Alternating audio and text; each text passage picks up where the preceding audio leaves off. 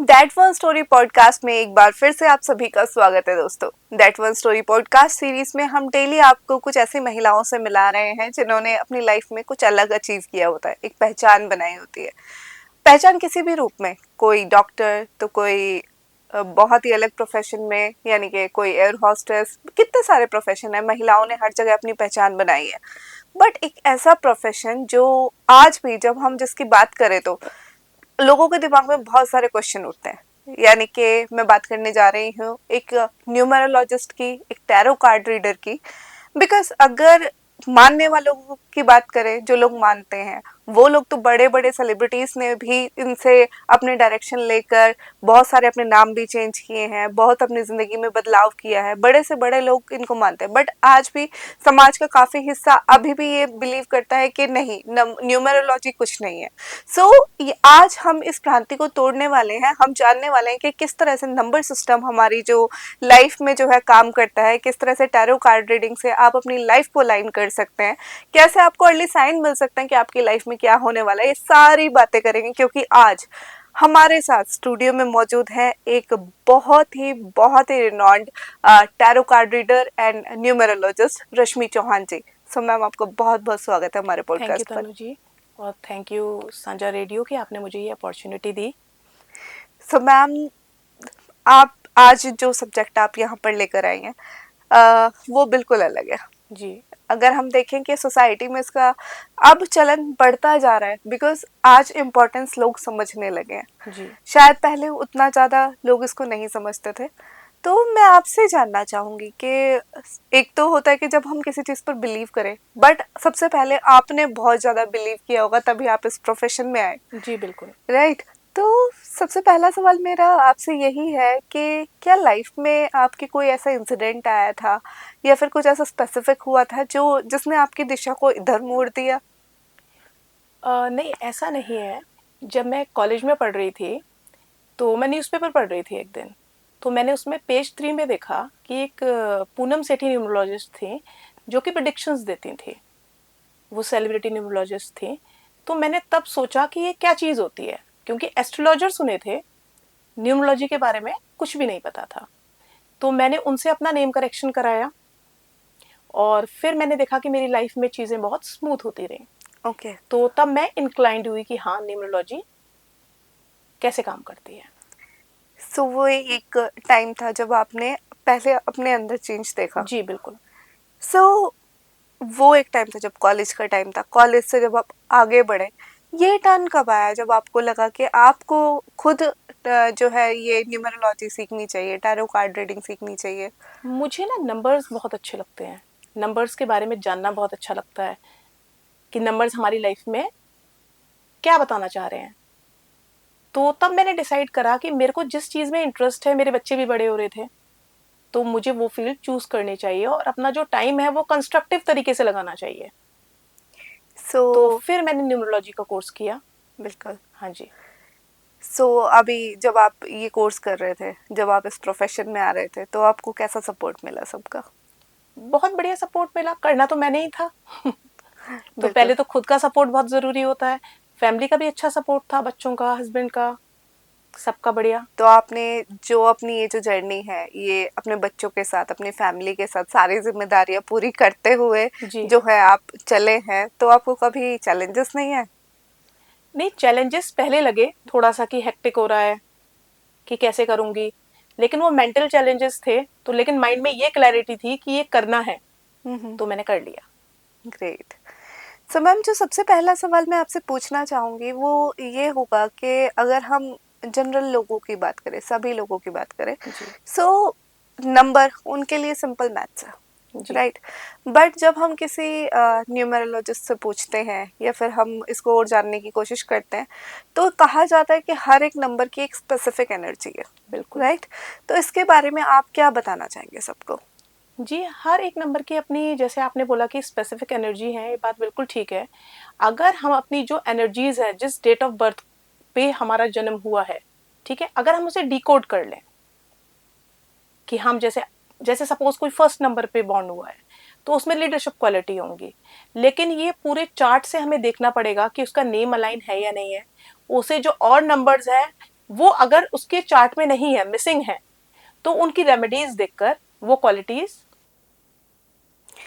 So ma'am, मैं अब यहाँ पर आपसे जानना चाहूँगी कि जैसे कि नंबर्स होते हैं, ये नंबर्स जो मूलांक है वो कैसे काउंट करते हैं आप, और किस मूलांक की क्या क्वालिटी होती है? मूलांक ऐसे काउंट करते हैं हम, जैसे नंबर 1, नंबर 10 और नंबर 19, ये 1 मूलांक में आएंगे।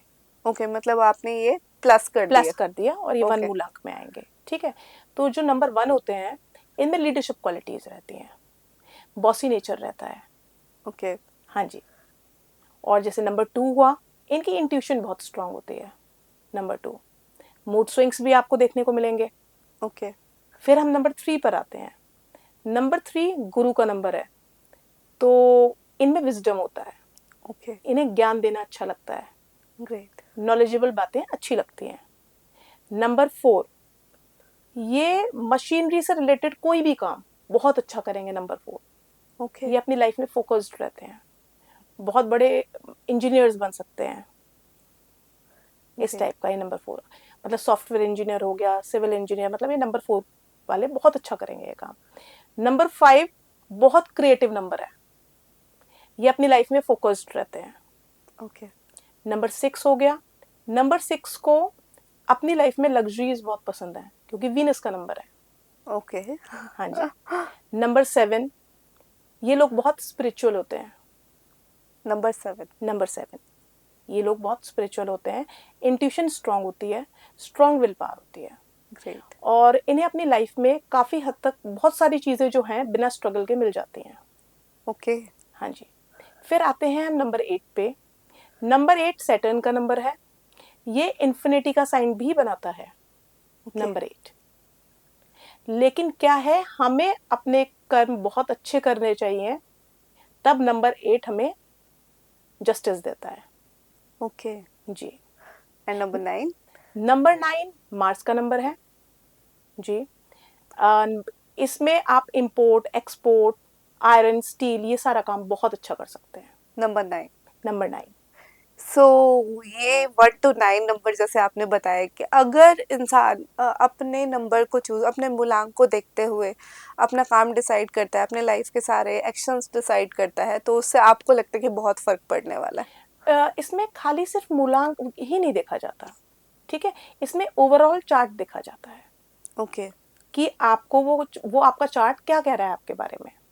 तो फिर काफी हद तक वो आपको हेल्प आउट करता है कि मुझे अपनी लाइफ में करना क्या है। बिल्कुल।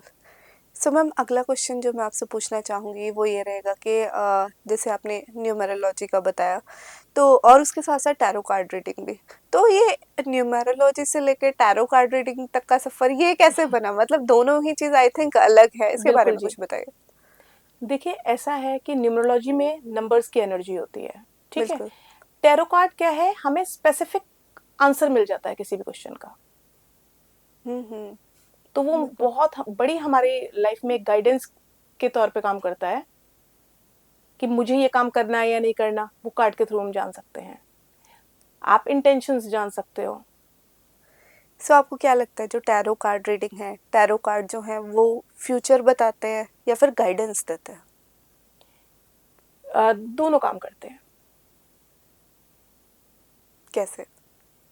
क्योंकि देखिए, अगर हम किसी किसी मैं कुछ भी किसी के बारे में प्रेडिक्ट कर रही हूँ, जैसे आपने मुझसे कोई क्वेश्चन पूछा, ठीक है, मैं आपको ये बता रही हूँ कि ये काम आपका हो जाएगा, तो एक तरीके से मैं होगा या नहीं होगा, जो भी मतलब उसमें निकला हो, ठीक है, तो मेरी गाइडेंस आपको हेल्प करेगी ये जानने में, या तो आपको आगे बढ़ना है, और इसके रिजल्ट भी क्या होते हैं, बिल्कुल इंस्टेंट देखने को मिलते हैं। ओके। सो आपकी लाइफ में कभी कोई ऐसा मोमेंट आया है, कोई ऐसा केस आया है, या फिर कोई ऐसा टाइम आया है जिसको आपको लगता है कि आप कभी भूल नहीं सकते? देखिए, लाइफ में चैलेंजेस हर किसी के होते हैं, मेरे राइट। भी थे, हम्म। लेकिन उन चैलेंजेस से बाहर आना और समझदारी से बाहर आना आपको स्ट्रांग बनाता है, और चैलेंजेस से किसी को भी डरना नहीं चाहिए।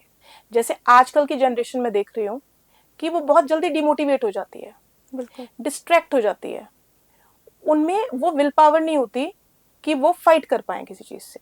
बिल्कुल। तो चैलेंजेस आपको स्ट्रांग बनाने के लिए आते हैं, और मेरा मानना है हर किसी की लाइफ में थोड़े चैलेंजेस आने भी चाहिए, जिससे कि हम इंटरनली भी स्ट्रांग बने।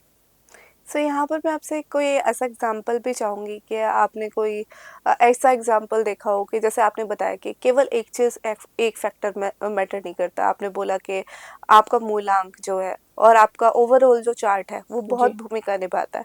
तो मतलब मैं इसको डीपली जानना चाहूँगी और मैं जानना चाहूँगी कोई ऐसा कोई केस स्टडी आप ज़रूर बताएं जिसमें आपने जब इन चीज़ों से हेल्प की किसी भी इंसान की, तो उसने अपनी लाइफ में चेंजेस देखे।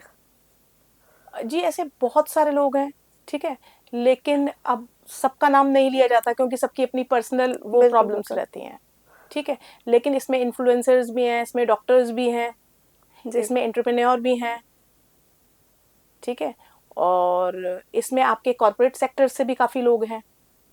अब जैसे मेरे को एक से मैंने पूछ के कि क्या मैं ये आपका मतलब जो टेस्टिमोनियल है, क्या मैं अपने पेज पे डाल सकती हूँ? हुँ, हुँ, तो उसका मैंने डाला था, जैस्मिन भाटिया। हुँ, हुँ, पहले वो जेस भाटिया थी, तो ओके, उनकी लाइफ में काफ़ी स्ट्रगल था। फिर उन्होंने नेम करेक्शन कराया, जैस्मिन के भाटिया हुई। उसके बाद वो अच्छी इन्फ्लुएंसर भी बनी और काफ़ी अच्छा उन्होंने अपनी लाइफ में करा। लेकिन हम नाम तभी किसी का ले सकते हैं अगर वो हमें इस चीज़ की परमिशन दे रहा है। सो मैम मैं आपसे पूछना चाहूँगी कि जैसे न्यूमरोलॉजी है, टैरो कार्ड रीडिंग है, स्पेसिफिकली अगर हम नंबर्स की बात करें या फिर किसी भी तरह के सजेशन जो कि न्यूमरोलॉजी से रिलेटेड है या फिर टैरो कार्ड रीडिंग से रिलेटेड है, तो मैं जानना चाहूँगी कुछ ऐसे केसेस जो आपको लगता है कि बहुत इम्पोर्टेंट है, जिन्होंने एक चेंज लाया है सोसाइटी में, लोगों की थिंकिंग में भी।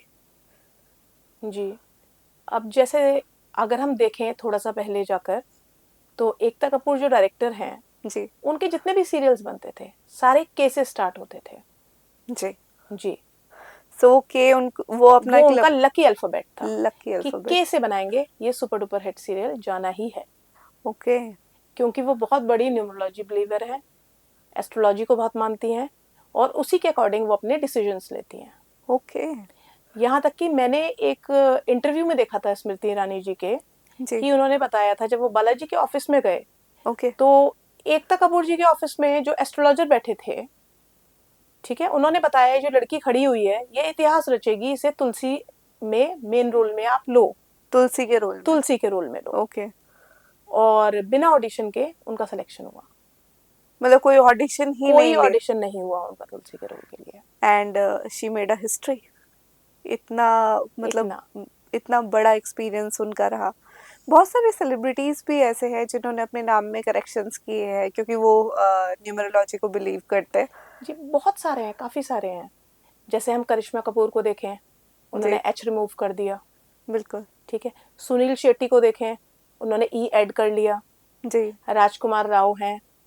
बिल्कुल, अक्षय कुमार का पहले का नाम राजीव भाटिया था, जी, बहुत स्ट्रगलिंग मोड में उनकी लाइफ रही। फिर बिल्कुल, जब अक्षय कुमार आज वो आपके सामने ही है।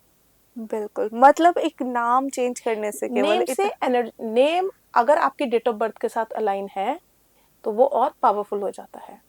नाम में शक्ति होती है, बिल्कुल, एक नाम ही है नाम जो से हमें ही हमारी पहचान। पहचान होती है। बिल्कुल, जो पहचान हमारी है अगर वो पहचान हमारे अकॉर्डिंग अलाइन हो तो ऑब्वियसली चेंजेस तो आते हैं। सो अभी भी बहुत सारे लोग ऐसे होते होंगे जो अभी भी ये सोचते हैं कि सब ये तो सब एक अंधविश्वास है। तो उनको जब इस तरह के लोग आपको मिलते हैं, इस तरह के कमेंट्स मिलते हैं, तो आप क्या जवाब देती हो उनको? वैसे मेरे को पर्सनली इस तरीके के लोग ऐसे नहीं मिले, मेरे पास वही लोग आए हैं, मतलब मेरे को डेस्टिनी ने सपोर्ट किया है जिन्हें ट्रस्ट है। बिल्कुल, जी, लेकिन हाँ, अगर मैं सुनूं कि लोग अगर ये कह रहे हैं कि ये अंधविश्वास है, ये ऐसा कुछ नहीं होता, तो आप एक बार करवा के देखो किसी से भी, फिर पता चलेगा आपको। बिल्कुल। सो मैम एक चीज़ और भी कि अभी भी सोसाइटी में क्या है कि बहुत सारे इस तरह के प्रैक्टिसेस भी होते हैं कि एक विश्वास, एक अंधविश्वास और दूसरी बात एक एथिकल प्रैक्टिस और एक नॉन एथिकल प्रैक्टिस। बिल्कुल। अभी भी हम बाहर जाएँगे, मार्केट में जाएँगे आपने देखा होगा बसेस में अभी भी छोटे-छोटे पोस्टर लगे होते हैं। वो एस्ट्रोलॉजी के नाम पे, न्यूमरोलॉजी के नाम पे, कार्ड रीडिंग के नाम पे कि अगर आपको अपने एक्स को वापस लाना है, अगर आपको किसी का तलाक कराना है, इस तरह के, क्या इस तरह के केसेस भी आपके पास आते हैं? नहीं, मेरे पास तो नहीं आते इस तरीके के, लेकिन मैं मानती हूँ कि ये सारी चीज़ें सही नहीं है। जी। ये सारी चीज़ें सही नहीं है, क्योंकि मैक्सिमम केसेस क्या है सोसाइटी में, कि या तो एक्स वापस चाहिए, या जी। डिवोर्स केसेस हैं, जी। ठीक है ना, या किसी को मतलब मैनिपुलेट करना है, बिल्कुल। ठीक है। लेकिन मेरा मानना है कि हमें ये सब कुछ करना क्यों है? हम लोग जिस सोसाइटी में रहते हैं उसमें एक एक इमोशन है, दैट इज लव। चाहे वो आपका किसी अपने हस्बैंड के साथ हो, अपनी वाइफ के साथ हो, या फिर अपने किसी और जो गर्लफ्रेंड बॉयफ्रेंड या फिर जिनको आप चाहते हैं उनके साथ हो। तो जब आपको वो प्यार नहीं मिलता तो आज भी हम किस कुछ ऐसी प्रैक्टिसेस की तरफ चले जाते हैं, जैसे कि कैसे आप पति को वश में करें, वशीकरण। जी। बहुत बड़ा टॉपिक है, बहुत बड़ी बातें इसके बारे में करी जाती हैं कि आप किसी दूसरे पर वशीकरण कर सकते हैं, उनको पूरी तरह से वश में कर सकते हैं। सो क्या ऐसा होता है? देखिए, सबके अपना अपना बिलीफ सिस्टम है, ठीक है। लेकिन हमें जो नॉन एथिकल प्रैक्टिसेस रहती हैं, एक तो इन्हें सपोर्ट नहीं करना चाहिए।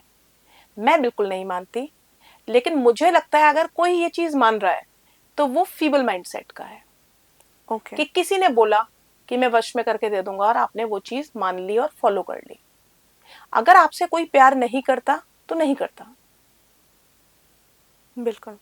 सो जब इस तरह की प्रैक्टिसेस में लोग जाते हैं, जब वो बहुत ज़्यादा एक्सट्रीम पे चले जाते हैं, लाइक आप इन चीज़ों को बढ़ावा नहीं देते, लेकिन सोसाइटी में अभी भी बहुत सारे लोग हैं जो इस तरह के लोगों को ही ढूंढते हैं, जी। जो इस तरह के माइंडसेट के पास साथ उनके पास जाते हैं। तो क्या आपको लगता है कि इस तरह की प्रैक्टिसेस में पढ़ने के बाद जो रिजल्ट है वो पॉजिटिव के अलावा कभी कभी बहुत नेगेटिव भी हो सकता है? देखिए, क्योंकि मैं मानती नहीं तो मैं कह नहीं पाऊंगी इस चीज में, जी। ठीक है। क्योंकि ना मेरे पास ऐसे क्लाइंट्स आते हैं, ना मैं इन चीजों को मानती करती हूँ। लेकिन हाँ, जो लोग ऐसे काम करते हैं, हम ये कर लेंगे और हम ऐसे वश में कर लेंगे, घर चलाने का अच्छा जरिया है। जी। तो लोग बहुत ज़्यादा एक चीज़ और भी मानते हैं कि जब भी उनके साथ कुछ गलत होता है तो उनको लगता है कि हमें किसी की नज़र लग गई है। तो आपका इस बात पर क्या टेक है? देखिए, किसी की नजर क्यों लगेगी, आपने ऐसा क्या करा है, पहली चीज, जी। ठीक है। क्योंकि अगर नजर वाला कुछ फैक्टर होता तो ये बड़े बड़े पॉलिटिशियंस को तो नहीं लग रही, जी। अंबानी को तो नहीं लग रही, बिल्कुल। आपको क्यों लगेगी? किसी को आपका 150 गज का घर देखकर जी। या एक 20-25 लाख की गाड़ी देखकर वो आपको नजर क्यों लगाएगा?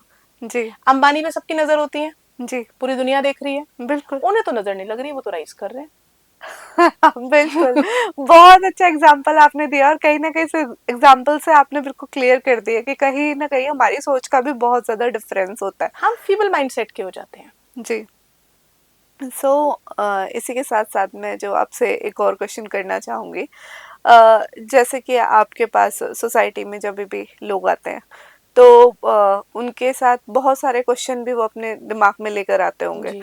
कि हमें क्या करना चाहिए, इस तरह से करना चाहिए। तो क्या पूरी लाइफ हमें बहुत ड्रास्टिक चेंजेस करने की ज़रूरत है अपनी एनर्जी को अलाइन करने के लिए, या फिर छोटी छोटी रेमेडीज जो हैं वो भी काम कर जाती हैं? देखिए, सबसे पहले मैं आपको बताऊंगी कि हमारा जो माइंड है वो स्ट्रांग होना चाहिए, जी। मेंटल क्लैरिटी होनी चाहिए कि हमें लाइफ में क्या करना है, ठीक है। तो उससे भी ना हमारी काफी हद तक जो प्रॉब्लम्स हैं वो वैसे ही रिड्यूस हो जाती हैं, जी। अगर आपको मेंटल क्लैरिटी है। बिल्कुल। अगर मेंटल क्लैरिटी नहीं है तो क्या है, आप प्रॉब्लम्स पे प्रॉब्लम्स अट्रैक्ट होंगे, बिल्कुल। क्योंकि रूट कॉज पे जाना होगा ना कि प्रॉब्लम कहाँ से शुरू हो रही है। राइट।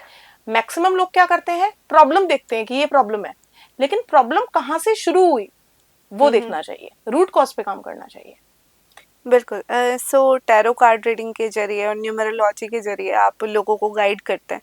तो क्या कभी ऐसा भी हुआ है, कुछ ऐसे कार्ड्स भी आए हों कि जो लोग सुनना नहीं चाहते, और अगर कभी ऐसा कुछ होता है तो क्या आप ये सोचती हैं बोलने से पहले कि क्या सामने वाले को अच्छा लगेगा, या फिर आप बिल्कुल क्लियर जवाब देते हैं कि? नहीं, मैं बिल्कुल क्लियर जवाब देती हूँ। देखिए, मेरे पास जो भी आएगा, ठीक है ना, उसे अपनी लाइफ में कोई ना कोई सॉल्यूशन चाहिए, जी। मेंटल क्लैरिटी चाहिए, उसे मिसगाइड क्यों करना? वो उसे सच सुनना है, सच जानना है, तभी वो मेरे पास आया है। बिल्कुल। एक लाइफ में बहुत बड़ा डिसीजन होता है जब हम शादी कर रहे होते हैं, जी। तो इस टाइप के आपके पास बहुत केसेस आते होंगे। ये वाले केसेस बहुत आ रहे हैं आजकल, बहुत आ रहे हैं कि आप मैट्रिमोनियल मैच कर दीजिए, नंबर से बता दीजिए कि लड़की का नेचर कैसा होगा या कैसा करेगी। तो क्या आपको मतलब इस तरह के केसेस में आपको क्या लगता है कि कितना फर्क पड़ता है? देखिए, अगर हमें किसी का बेसिक नेचर पहले ही पता चल जाए जी। तो काफी हद तक एक प्रॉब्लम से हम दूर जा रहे हैं। वो करना या ना करना वो आपकी इच्छा के ऊपर है, जी। लेकिन आप कम से कम अलर्ट मोड, वार्निंग साइन में तो चले गए ना। बिल्कुल। तो क्या आपके पास इस तरह के केसेस भी थे कि जिससे चेंजेस हुए और कुछ मेजर चेंज आया किसी की लाइफ में? बहुत सारे केसेस हैं ऐसे कि जिन्हें मैंने ये बताया कि इस टाइप का नेचर हो सकता है, बिल्कुल। ये निकलेगा। जी। सपोज अगर कोई लड़के का मैच करवा रहा है, ये लड़का इस टाइप का होगा, इसका काम करने की इच्छा नहीं होगी जी। या इसका फीबल माइंडसेट रहेगा, जी। तो उन लोगों ने इस चीज को मतलब सुनते हुए फिर क्रॉस चेक करा आसपास में, जी। फिर उन्हें पता चला कि हाँ लड़का कुछ इसी टाइप का है। तो बहुत सारी चीजें हैं। जी। मतलब अभी भी बहुत ज़्यादा इम्पोर्टेंट है कि हम ये जानें कि किस तरह से हमारे जो नंबर सिस्टम है, किस तरह के से हमारी नेचर है, और केवल टैरो कार्ड रीडिंग और न्यूमरोलॉजी के ज़रिए आप किसी की पर्सनैलिटी को जज कर सकते हो, राइट? बिल्कुल बिल्कुल। तो आप उनका फेस रीडिंग करके न्यूमरोलॉजी के ज़रिए ये बता सकते हो कि इंसान का माइंडसेट कैसा होगा या जी इंटेंशन कैसी है जी। क्या? हाँ जी, इंटेंशंस पता चल जाती हैं। मतलब हम इंटेंशन जान सकते हैं किसी जान की। सकते हैं टैरो कार्ड रीडिंग से। सो आपको नहीं लगता कि जैसे नंबर्स है, नंबर्स तो बहुत सारे लोगों के एक जैसे होते हैं, तो क्या उनकी डेस्टिनी सेम हो सकती है? कभी भी नहीं हो सकते। लेकिन हम बिलीव अगर जनरल आधी अधूरी नॉलेज के साथ जो आधे आज अधूरे नॉलेज के साथ। जो सोसाइटी में जी बिलीफ जी है वो बिल्कुल। यही है कि अगर एक नंबर जो है उसके लाइफ ऐसा है तो वो बहुत ज्यादा जो है लीडरशिप क्वालिटी में ही रहेगा, या फिर जो 5 नंबर है वो बहुत ज्यादा एक्सपेरिमेंटल रहेगा, या फिर इस तरह की बातें सुनने को मिलती है कि बहुत जल्दी वो डाइवर्ट हो जाएंगे। बट इस तरह के मतलब एक मूलांक वाले लोग कितने सारे होते हैं, बहुत सबकी सारे बहुत होते अलग हैं। लाइफ है। बिल्कुल बिल्कुल। तो ये किस तरह से मतलब पूरा चार्ट उनका डिफरेंट होगा या? पूरा चार्ट डिफरेंट होगा। ओके। हाँ जी। देखिए, एक नंबर का अगर कोई है तो कोई अंबानी की फैमिली में भी 1 नंबर है, और एक 1 नंबर रिक्शे वाले का भी होगा। बिल्कुल। ठीक है, वही डेट ऑफ बर्थ होगी, जी। थोड़ा सा टाइम चेंज होगा, जी। लेकिन एक अंबानी है, एक रिक्शा चला रहा है। बिल्कुल। तो सबकी अपनी अपनी जर्नी अलग होती है। अगर इससे बहुत इम्पोर्टेंट बात ये सामने आती है कि जस्ट रील स्क्रॉल करके और ये केवल आप एक जनरल नॉलेज लेके कि एक न- नंबर ऐसा होता है, दो नहीं नंबर ऐसा। ऐसा होता है, आप नहीं जजमेंट कर सकते। अगर आपको प्रॉपर अपना न्यूमेरोलॉजी बैकग्राउंड चेक करना है तो आपको पूरा चार्ट ही एक बार स्टडी कराना पड़ेगा। यू हैव टू अलाइन हाँ एवरीथिंग हाँ जी, एट अ प्लेस। बिल्कुल बिल्कुल। मैम आज आपने इतनी सारी इम्पोर्टेंस मुझे बताई कि किस तरह से जो टैरो कार्ड है और न्यूमरोलॉजी कैसे हमारी लाइफ में रोल प्ले करती है। अभी भी बहुत सारे लोग हमें सुनने वाले ऐसे होंगे जो कहीं ना कहीं किसी न किसी चीज़ में स्टक है, अपनी लाइफ में स्टक है, और वो चाहते हैं कि अपनी लाइफ में बहुत कुछ किया जाए, बट अभी भी उनको परेशानियां घेर लेती है, एनी हाउ वो नहीं कर पा रहे। तो उनको अपनी लाइफ को अलाइन करने के लिए आप क्या स्टेप सजेस्ट करेंगे? सबसे पहले तो मैं कहूंगी कि वो किसी भी अच्छे न्यूमरोलॉजिस्ट से कंसल्ट करें, जी। अपना चार्ट दिखाएं। ठीक है, जो भी रेमेडीज वो देते हैं उन्हें फॉलो करें, और इसके बाद मेंटल क्लैरिटी बहुत जरूरी है। जी। अगर आप स्टक हो तो उस रूट कॉज को देखो कि आप स्टक क्यों हो, बिल्कुल। उस पे काम करो, क्योंकि फीबल माइंडसेट अगर रहेगा तो हमेशा ऑब्स्टिकल रहेंगे। जी।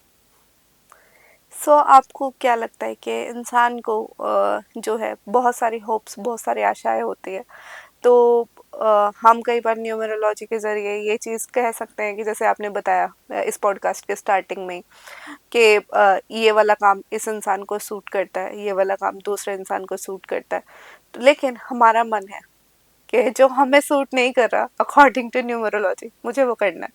तो ऐसे लोगों को आप क्या कहेंगे? आपको कहेंगे कि रुक जाइए, ये ट्राई कीजिए, क्या आपका कहना होगा? देखिए, मेरा मानना है कि हमें अपनी लाइफ में कभी भी काश नहीं रखना चाहिए कि काश मैंने ये कर लिया होता। ठीक है, आप जी। कर लो, ज्यादा से ज्यादा क्या होगा। वो चीज़ नहीं कर पाओगे, आपको पता चल जाएगा।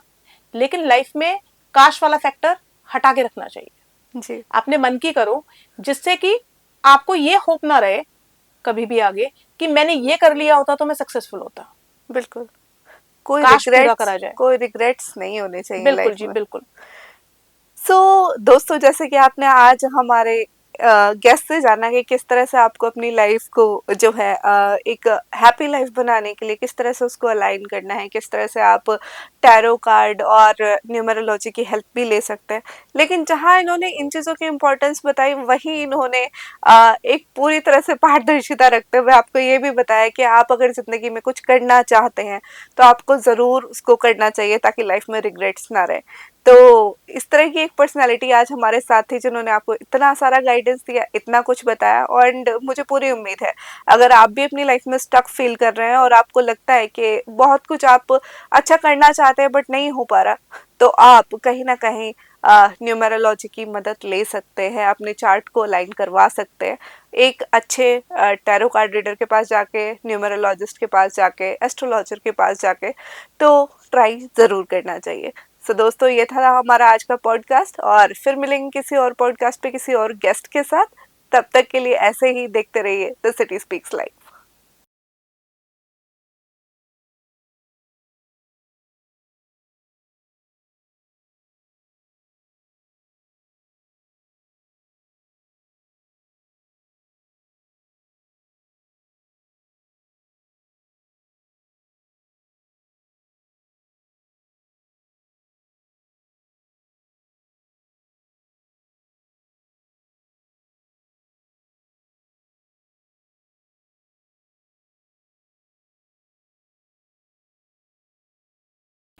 रूलिंग